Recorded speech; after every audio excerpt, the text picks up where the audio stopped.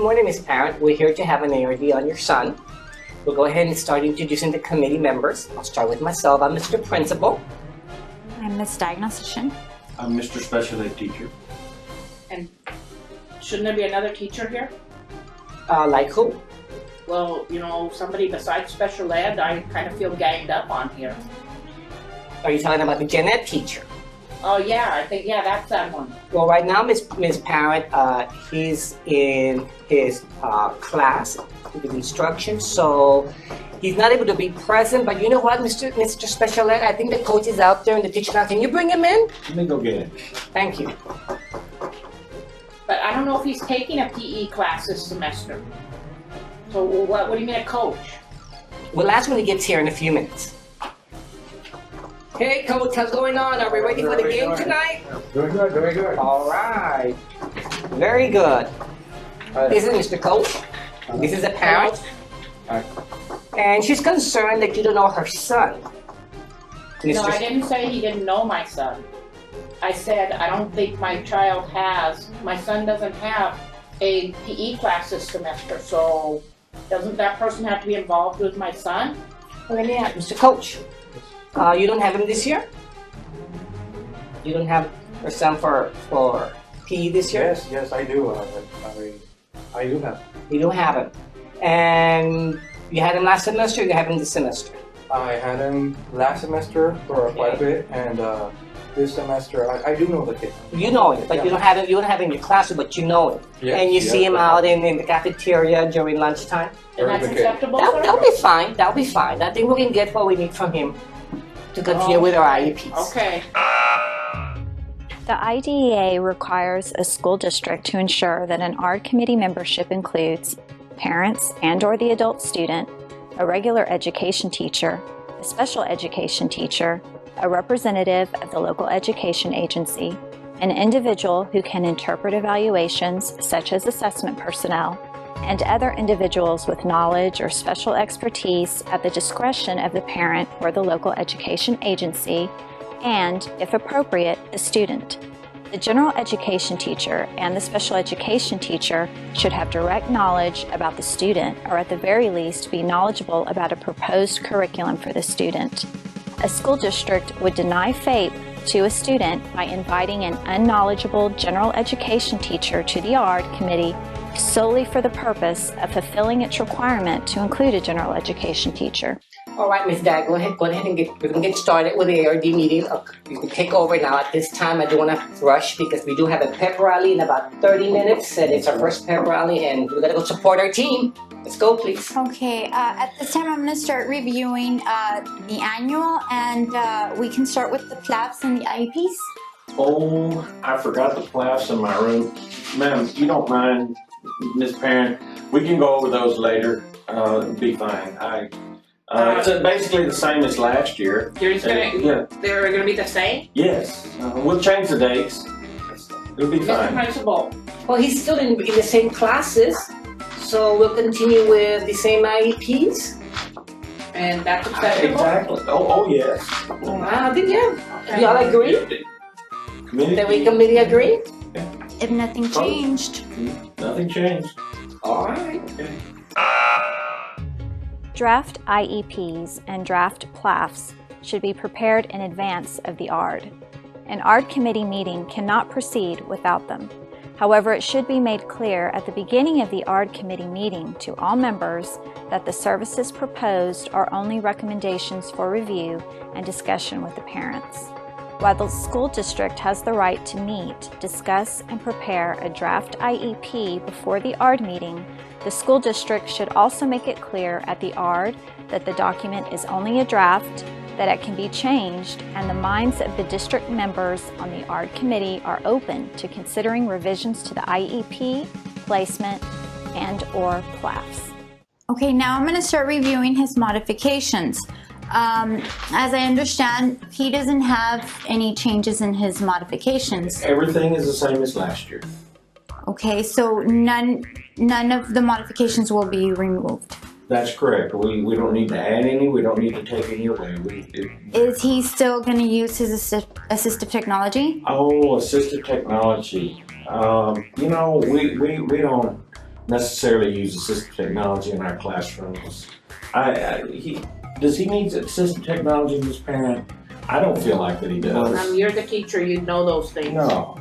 Well, but does he like having that iPad? Well, he likes it, but I mean, he plays with it all the time. Well, why can't we just let him keep it? Okay. Yeah, okay. if we're talking the iPad, no, he needs to have that because his little brother uses it at home. Well, now that's certainly appropriate, I guess. You know, we have it. Let him use it. He can play games on it. Okay. Well, so he gets So assistive he's- technology after all. And he's going to use it for every subject. Oh, yes. All subjects. You think he needs it for PE? You can look up the scores, that's for sure. All right, then we'll put it for PE as well. Clear across all modifications. Sounds good to me. Okay. At the annual ARD review, each proposed accommodation carefully. Do not automatically assume that the accommodation is needed for the student solely because the student has received it in previous academic years. Assess each accommodation to ensure that it is still needed by the student. Do not check off every box for every class, for every placement for the student. The IDEA requires that an individualized education plan be developed for the student after the discussion of the PLAFs. An individualized education plan includes appropriate accommodations that are necessary to measure the student's academic achievement and functional performance. The IEP must also state the projected dates for the beginning of the services and modifications, along with the anticipated frequency, location, and duration of those services and modifications. Okay, now we're going to review his behavior plan. Yes, I have it right here. Oh no, I remember now. He doesn't have a behavior plan, and that's the reason we're not going to send him to STEP today, because he doesn't have a behavior plan. We need to create one.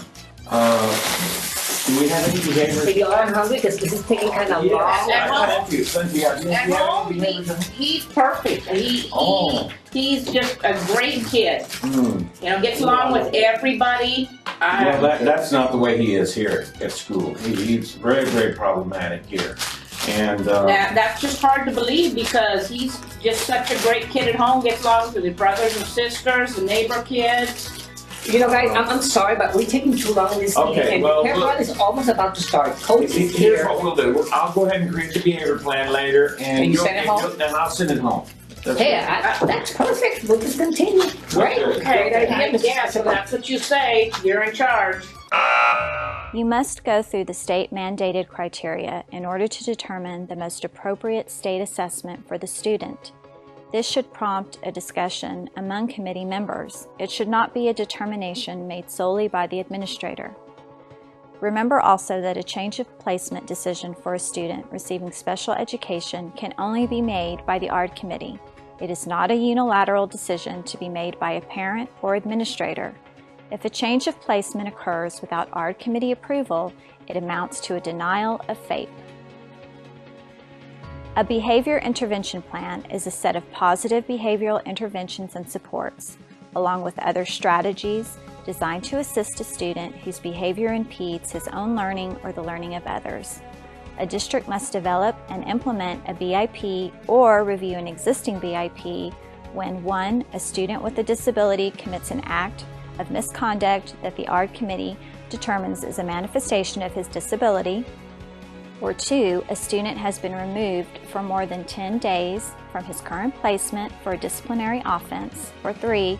In developing an IEP, the IEP team finds the child's behavior impedes his own learning or the learning of others. The BIP must be developed on a case-by-case basis. A failure to develop a BIP can amount to a denial of FAPE. Remember to discuss in the ARD committee the extent to which his IEPs can be met in his alternative placement. Okay, at this time, we're going to read the summary of deliberations. Okay, boy, am I writing this. Wait. What are we going to read the summary deliberations? Everyone's been here the entire ARD. I have 5 minutes before the pep rally. I'm sorry, it's the first pep rally of the year. That sounds Everyone good was to me. here. Coach, Let's what do you just go think? ahead and sign, Oh, and we'll well. send the copies to the Ma'am, parent. okay, Go ahead and sure. start signing, please. Can I sign first? Thank you, because we need to leave. Coach? And you may be excused, because I may have to get ready. See you guys later. All right, let's go in. that game tonight. You're in agreement, right, with everything? Yeah. You guys are, you're the professionals. Thank you so much. And you signed disagreed? Why did you sign disagree? Well, I haven't seen anything. I have nothing in front of me. Look at the desk. Nothing. What can I agree to? Yeah. Oh, no. We can't have someone disagree. No, can you just put agree and then we'll meet again next time? And send we'll you let you know. copies. We'll call you. Thank you so much, and you can be our guest at the pep rally. The art committee must engage in consensus building in order to agree to an education plan for the student. There is not majority vote rule for art committee meetings, and the parents do not have veto power. If the committee does not reach consensus due to the parents' disagreement, the disagreement must be noted in the minutes as well as on the signature page. An offer to reconvene in 10 days must be offered to the parent. However, the parent does not have to accept the offer. Always have a copy of the procedural safeguards available to give to a parent who disagrees with the educational plan proposed by the art committee. It is best practice to allow the parent to sign the signature page first before ensuring all district committee members sign the signature page. A parent has the right to all documents generated by the art committee, including notes taken by school district committee members. Miss Diag, we just got this TA special ed complaint from that parent. Go call Ms. Mook and have her fix it. A parent has the right to file a TEA special education complaint against a school district, even if the parent has agreed to the recommendations of the art committee. TEA will ask the school district to submit documents and statements in order to determine if state or federal law violations have occurred. If TEA determines that violations have occurred, TEA may mandate that the school district conduct evaluations, provide compensatory services, give monetary reimbursement for educational expenses to the parent, conduct an ARD meeting or conduct staff training, review and/or revise policies, and/or submit to periodic monitoring or reporting to TEA.